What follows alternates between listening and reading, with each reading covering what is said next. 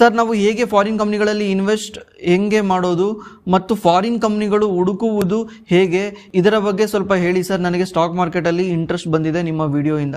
ನಿಮಗೆ stock market ಅಲ್ಲಿ ಈಗ ಇಂಟ್ರೆಸ್ಟ್ ಬಂದಿದೆ ಅಂದ್ರೆ ಫಸ್ಟ್ ಇಂಡಿಯನ್ ಕಂಪ್ನಿಗಳ ಬಗ್ಗೆ ತಿಳ್ಕೊಳ್ಳಿ ಬ್ರೋ. ಇಂಡಿಯನ್ ಕಂಪ್ನಿಗಳನ್ನ ಯಾವ ರೀತಿ ಅನಲೈಸ್ ಮಾಡೋದು, ಯಾಕಂದ್ರೆ ಇಂಡಿಯನ್ ಕಂಪ್ನಿಗಳದ್ದು ಡೇಟಾ ನಿಮಗೆ ಈಸಿಲಿ ಸಿಗುತ್ತೆ.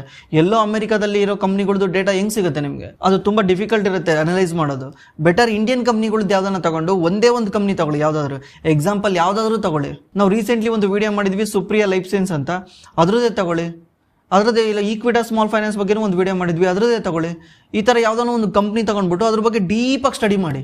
ಏನೇನು ಮಾಡುತ್ತೆ ಈ ಕಂಪ್ನಿ, ಹೆಂಗೆ ದುಡ್ಡು ಮಾಡುತ್ತೆ, ಫ್ಯೂಚರಲ್ಲಿ ಹೆಂಗೆ ಮಾಡುತ್ತೆ, ಪ್ರತಿ ಒಂದು ಅರ್ಥ ಮಾಡ್ಕೊಳ್ಳಿ. ಫಸ್ಟ್ ಇಂಡಿಯಾದಲ್ಲಿರೋ ಕಂಪ್ನಿ ಬಗ್ಗೆ ಅನಲೈಸ್ ಮಾಡಿ. ಯಾಕಂದ್ರೆ ನೀವು ಕಂಪ್ನಿ ಅನಲೈಸ್ ಮಾಡಕ್ಕೆ ಬಂದಿದೆ ಅಂದ್ರೆ ಇಂಡಿಯಾದಲ್ಲಿ ಇದ್ರೂ ಅನಲೈಸ್ ಮಾಡ್ಬೋದು, ರಷ್ಯನ್ ಕಂಪ್ನಿನೂ ಅನಲೈಸ್ ಮಾಡ್ಬೋದು, ಜಪಾನ್ ಕಂಪ್ನಿನೂ ಅನಲೈಸ್ ಮಾಡ್ಬೋದು, US ಕಂಪ್ನಿನೂ ಅನಲೈಸ್ ಮಾಡ್ಬೋದು. ಫಸ್ಟ್ ಒಂದು ಕಂಪ್ನಿನ ಹೇಗೆ ಅನಲೈಸ್ ಮಾಡೋದು ಅಂತ ತಿಳ್ಕೊಬೇಕು. ನಮ್ಮ ಇಂಡಿಯನ್ ಕಂಪ್ನಿನ ಅನಲೈಸ್ ಮಾಡೋದು ಕಂಪೇರ್ ಟು ಫಾರಿನ್ ಕಂಪ್ನಿಗಳಿಗೆ ಕಂಪೇರ್ ಮಾಡಿದ್ರೆ ಈಸಿ. ಯಾಕಂದ್ರೆ ಡೇಟಾ ಈಸಿಯಾಗಿ ಸಿಕ್ಬಿಡುತ್ತೆ ನಮಗೆ.